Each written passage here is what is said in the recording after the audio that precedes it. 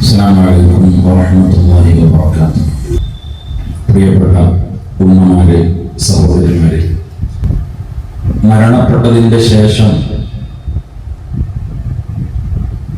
ആഖിറത്തിൽ മഹ്ശറിൽ നമ്മുടെ ഹിസാബ് നടക്കുന്ന സമയത്ത് ഖബറിലൊക്കെ വളരെ പ്രയാസപ്പെടുന്ന ഒരു വിഭാഗം ആളുകൾ, അവരോട് മലക്കുകൾ ചോദിക്കും, നിങ്ങൾക്ക് എന്താണ് ഇനി വേണ്ടത്, ഇനി എന്ത് വേണം നിങ്ങൾക്ക് എന്ന് ചോദിക്കുമ്പോൾ അവർ പറയുക, ഞങ്ങൾക്ക് ദുനിയാവിലേക്ക് മടങ്ങിപ്പോകണം, വിശുദ്ധ റമദാൻ മാസത്തിലെ ഒരു ദിവസം ഞങ്ങൾക്ക് ദുനിയാവിൽ ജീവിക്കാനുള്ള അവസരം തരണം, ഒറ്റ ദിവസം. എന്താണ് ആ പറഞ്ഞതിന്റെ താല്പര്യം?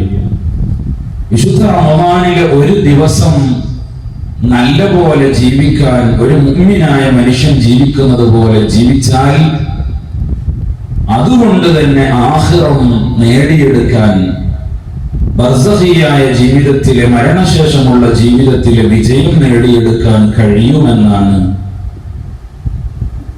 ആ സംഭവത്തിലൂടെ, അത്തരം ഹദീസിലൂടെ നമുക്ക് മനസ്സിലാക്കാൻ കഴിയുക. അതുകൊണ്ട് ഒരു ദിവസം പോലും നമുക്ക് നഷ്ടപ്പെടാതെ അതിന്റെ എല്ലാ പുണ്യങ്ങളും കാത്തു സൂക്ഷിച്ചുകൊണ്ട് നമ്മൾ മുന്നോട്ട് പോയാൽ ഇൻഷാ അല്ലാഹ് നമുക്ക്, നമ്മൾ അറിവില്ലാത്തവരാണെങ്കിലും ഇബാദത്തുകളൊക്കെ കുറഞ്ഞു പോയവരാണെങ്കിലും ഒക്കെ രക്ഷപ്പെടാനുള്ള മാർഗങ്ങളാണ് വിശുദ്ധ റമദാൻ എന്ന് നമുക്ക് മനസ്സിലാക്കാൻ കഴിയും. അല്ലാഹു ആ കൂട്ടത്തിൽ നമ്മളെയൊക്കെ പെടുത്തി അനുഗ്രഹിക്കുമാറാവട്ടെ ഇൻഷാ അല്ലാഹ്.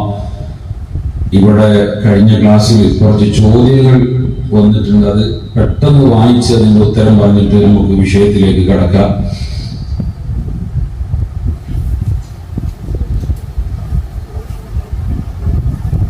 ഒന്ന്, എല്ലാവരും ശ്രദ്ധിക്കണം, കാരണം പ്രധാനപ്പെട്ട കാര്യങ്ങൾ തന്നെയാണ് ചോദിച്ചിട്ടുള്ളത്. നോമ്പ് പിടിക്കാൻ സാധിക്കാത്തവർക്ക് മുദ് കൊടുക്കണം. അതിന്റെ അളവ് എത്രയാണ്, അതിന്റെ സമയം എപ്പോഴാണ്, ഇത് കുറച്ച് നമ്മൾ വിശദീകരിച്ച് പറയേണ്ട ഒരു കാര്യമാണ്. എന്ന് പറഞ്ഞാൽ എന്തുകൊണ്ട് നോമ്പെടുക്കാൻ സാധിച്ചില്ല എന്നുള്ളതാണ് പ്രധാനപ്പെട്ട കാര്യം. ഒന്ന്, രോഗിയാണ്, അല്ലെങ്കിൽ വാർദ്ധക്യം വന്ന് പ്രായം കൊണ്ട് ക്ഷീണമാണ്, ഇനി ഒരിക്കലും ഈ രോഗം ശിഫയാവുകയില്ല, വാർദ്ധക്യം എന്തായാലും മാറൂലല്ലോ, കൂടുതൽ അത് പ്രായത്തിലേക്ക് പോവുകയാണ് ചെയ്യുക. അങ്ങനത്തെ ഒരു സാഹചര്യത്തിൽ അവർക്ക് നോമ്പ് നിർബന്ധമില്ല, അവർക്ക് മുദ്ദാണ് നിർബന്ധം. അപ്പോ ഓരോ നോമ്പിനും ഒരു മുദ് വീതം കൊടുക്കണം. അത് എപ്പോ കൊടുക്കണം, എത്രയാണ് മുദ്, അത് നമുക്കൊക്കെ അറിയുന്നതാണ്. അത് പെട്ടെന്ന് ശ്രദ്ധ വിട്ടുപോയതായിരിക്കും. നമ്മൾ ഫിത്ർ സക്കാത്ത് കൊടുക്കുന്നവരാണ് എല്ലാവരും. റമദാൻ കഴിഞ്ഞ് പെരുന്നാളിന് നമ്മൾ എല്ലാവരും ഫിത്ർ സക്കാത്ത് കൊടുക്കും. ഈ ഫിത്ർ സക്കാത്ത് കൊടുക്കൽ ഒരാൾക്ക് 4 മുദ് വീതമാണ്. ഒരാൾക്ക് 4 മുദ്. 4 മുദ് എന്ന് പറഞ്ഞതിന് അറബിയിൽ ഒരുമിച്ച് ഒരു സാഴ് എന്ന് പറയും. ഒരു സാഴ് എന്ന് പറഞ്ഞാൽ 4 മുദ്ദാണ്. ഒരു മുദ് എന്ന് പറഞ്ഞാൽ അളവ് പ്രകാരം സാധാരണ ഒരു മനുഷ്യന്റെ ചെറിയ കൈയുമല്ല വലിയ കൈയുമല്ല, സാധാരണയുള്ള ഒരു ആവറേജ് കൈകളെ കൊണ്ട് പൂർണ്ണമായിട്ടും നമ്മൾ കൊടുക്കുന്നത് അരിയാണെങ്കിൽ അരി വാരിയെടുത്താൽ എത്രയാണോ അതിൽ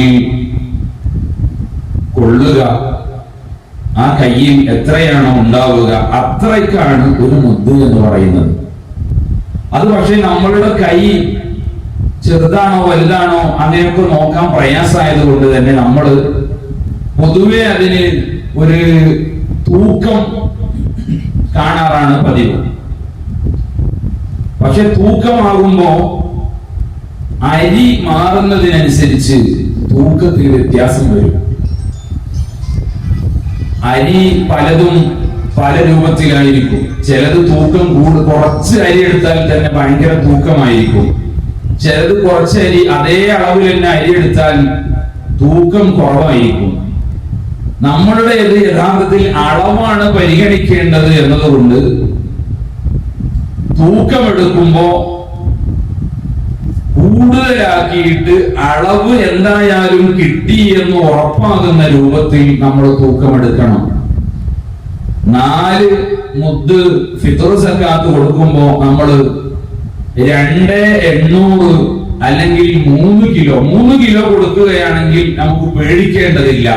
എന്തായാലും തൂക്കവും അളവും ഒക്കെ പൂർത്തിയാക്കിയിട്ട് കുറച്ചും കൂടി കൂടുതലുണ്ട് എന്ന് നമുക്ക് മനസ്സിലാക്കാൻ പറ്റും. അപ്പോ ആ 3 കിലോയെ നമ്മൾ 4 ഭാഗിച്ചാൽ എത്രയാ ഉണ്ടാവുക? അതാണ് ഒരു മുദ്. ഞാൻ കൂടുതൽ അതിനെ കുറിച്ച് വിശദീകരിക്കുന്നില്ല. ആ ഒരു മുദ് ഒരു നോമ്പിന് എന്ന രൂപത്തിൽ കൊടുക്കണം. അത് ഈ പറഞ്ഞ ആളുകൾ എന്ന് പറഞ്ഞാൽ രോഗമുണ്ട്, ഈ രോഗം മാറുമെന്ന് പ്രതീക്ഷയില്ല, അങ്ങനത്തെ ആളുകൾ, അതുപോലെ പ്രായാധിക്യം കൊണ്ട് നോമ്പെടുക്കാൻ കഴിയാത്ത ആളുകൾ, അവർക്ക് അതാത് ദിവസങ്ങളിൽ അവർക്ക് അത് കൊടുക്കാം. ഇന്നത്തെ നോമ്പ് ഒരു എടുത്തിട്ടില്ലെങ്കിൽ ആ നോമ്പിന് ഒരു മുദ് എന്നുള്ള നിലക്ക് ഒരു പാവങ്ങൾക്ക് അത് കൊടുക്കുക, മിസ്കീന്മാർക്ക് കൊടുക്കുക. സക്കാത്തിന്റെ അവകാശികളെ പറയുന്ന സ്ഥലത്ത് നമ്മൾ പറയാറുള്ള ആ വിഭാഗം തന്നെയാണ് ഇത് കൊടുക്കേണ്ട വിഭാഗവും. പാവങ്ങളായ മിസ്കീന്മാരും ഫക്കീർമാരും ആയ ആളുകൾ അവർക്ക് കൊടുക്കാം. അപ്പൊ ഇങ്ങനെയാണ് ഈ വിഭാഗത്തിന് അതിന്റെ സമയം. മുദ് എല്ലാവർക്കും കണക്ക് ഒന്ന് തന്നെയാണ്, കൊടുക്കേണ്ടത് ഇങ്ങനെയാണ്. ഇനി ഇവർ മരിക്കുന്നതിന്റെ മുമ്പ് എപ്പോ കൊടുത്താലും ഈ നിർബന്ധ ബാധ്യത വീടും. അതിന് ഇന്നെ കൊടുക്കണമെന്ന് നിർബന്ധമൊന്നുമില്ല. ഇന്നത്തെ നോമ്പിന് ഇന്നെ കൊടുക്കണം നിർബന്ധമല്ല, നല്ലത് അതാണ്. എന്നാൽ മുമ്പ് കൊടുക്കാൻ പറ്റുമോ? ഒരു ദിവസം മുമ്പ് കൊടുക്കാം, അതിന്റെയും മുമ്പ് കൊടുക്കാൻ പാടില്ല. പിന്നെ സാധാരണഗതിയിൽ ഉമ്മമാര് സഹോദരിമാർക്ക് നോമ്പ് ഖള ആകാറുണ്ട്. പീരീഡ് സമയത്തുള്ള നോമ്പ് ഖള ആയാൽ അതിന്റെ മസാല എല്ലാവർക്കും അറിയാം. അത് കോമൺ ആയിട്ട് എപ്പോഴും നമ്മൾ പറയുന്ന കാര്യമാണ്. അത് അടുത്ത നോമ്പ് വരുന്നതിന്റെ മുമ്പ് ഖള വീട്ടുകയാണെങ്കിൽ ഈ വർഷത്തെ നോമ്പ് നമുക്ക് ഖള ആയി, അടുത്ത നോമ്പ് വരുന്നതിന്റെ മുമ്പ് അത് ഖള വീട്ടുകയാണെങ്കിൽ അവിടെ അവർക്ക് മുദ്ദൊന്നും കൊടുക്കേണ്ട ആവശ്യമില്ല. എന്നാൽ അടുത്ത നോമ്പ് വരുന്നതിന്റെ മുമ്പ് ഖള വീട്ടിയില്ല, വീണ്ടും ഒരു നോമ്പും കൂടെ വന്നാൽ 1 വർഷം കഴിഞ്ഞു. എന്നാൽ പിന്നെ 1 വർഷത്തിന് ഒരു മുദ് കൊടുക്കുകയും ഖള വീട്ടുകയും വേണം. രണ്ടും വേണം. നോമ്പ് ഖള വീട്ടും വേണം, 1 വർഷത്തിന് ഒരു മുദ് എന്നുള്ള നിലക്ക് കൊടുക്കുകയും വേണം. അപ്പോ 1 വർഷം കഴിഞ്ഞ് അടുത്ത നോമ്പും വന്ന് വീണ്ടും ഒരു നോമ്പ് വന്ന്, എന്നാൽ 3 മുദ്ദും ഖള വീട്ടലും ആണ് നിർബന്ധം. ഇങ്ങനെ വർഷം കൂടുന്നതിനനുസരിച്ച് മുദ്ദിന്റെ എണ്ണം കൂടും. പിന്നെ വേറൊരു വിഭാഗം ആളുകളുണ്ട്, ഗർഭിണിയാണ്. ഗർഭിണിയായ ഒരു സഹോദരി, ഗർഭത്തിലിരിക്കുന്ന കുട്ടിക്ക് പ്രയാസമുണ്ടാകും, ഞാൻ നോമ്പെടുത്താൽ ഗർഭത്തിലിരിക്കുന്ന കുട്ടിക്ക് പ്രയാസമുണ്ടാകും എന്ന നിലക്ക് നോമ്പൊഴിവാക്കിയതാണെങ്കിൽ അവൾക്ക് നോമ്പ് ഖള വീട്ടുകയും വേണം, മുദ്ദ് കൊടുക്കുകയും വേണം. അതിന് വർഷം കഴിയണമെന്നില്ല. ആ വർഷം തന്നെ ഖള വീട്ടുകയാണെങ്കിലും മുദ്ദ് കൊടുക്കണം. കാരണം സ്വന്തം ആവശ്യത്തിന് വേണ്ടിയല്ല ഖള ആക്കിയത്, മറ്റൊരാളുടെ ആവശ്യത്തിന് വേണ്ടിയാണ്. ഇതേ മസല തന്നെയാണ് മുലയൂട്ടുന്ന ചെറിയ കുട്ടിയുണ്ട്, മുല കുടിക്കുന്ന കുട്ടിയുണ്ട്. ഈ മുല കുടിക്കുന്ന കുട്ടിക്ക് ബുദ്ധിമുട്ടുണ്ടാകും, മുലപ്പാല് കുറഞ്ഞു പോകും, ഈ കുട്ടിക്ക് പ്രയാസം ഉണ്ടാകും എന്നതിന് വേണ്ടി നോമ്പൊഴിവാക്കൽ അനുവദനീയമാണ്. പക്ഷെ നോമ്പൊഴിവാക്കിയാൽ അവിടെയും കൊടുക്കുകയും വേണം, നോമ്പ് ഖളാ വീട്ടുകയും വേണം. എപ്പോ? ആ അടുത്ത നോമ്പ് വരുന്നതിന് മുമ്പാണെങ്കിലും ശരി, മുദ്ദ് കൊടുക്കൽ നിർബന്ധമാണ്. അതോടുകൂടെ തന്നെ ഖളാ വീട്ടുകയും വേണം. ഇത് നമ്മൾ പ്രത്യേകം ശ്രദ്ധിക്കണം. എന്നാൽ ഇനി അവിടെ തന്നെ വേറൊരു രൂപമുണ്ട്.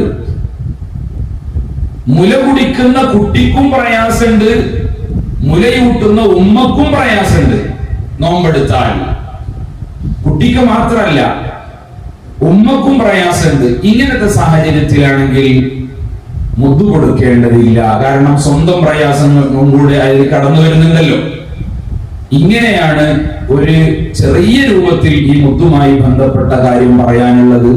ഈ മുദ്ദ് നമ്മൾ പിന്നെ സാധാരണഗതിയിൽ ഉമ്മമാർക്ക് പിരീഡ് സമയത്ത് ഹയലുണ്ടായ കാരണത്താൽ, മെൻസസ് ഉണ്ടായ കാരണത്താൽ ഉള്ള ഖളാകൾ നമ്മൾ പരമാവധി പ്രിയപ്പെട്ട ഉമ്മമാരെ അടുത്ത നോമ്പാകുന്നതിന്റെ മുമ്പ് സുന്നത്ത് നോമ്പുകൾ പലതും വരും.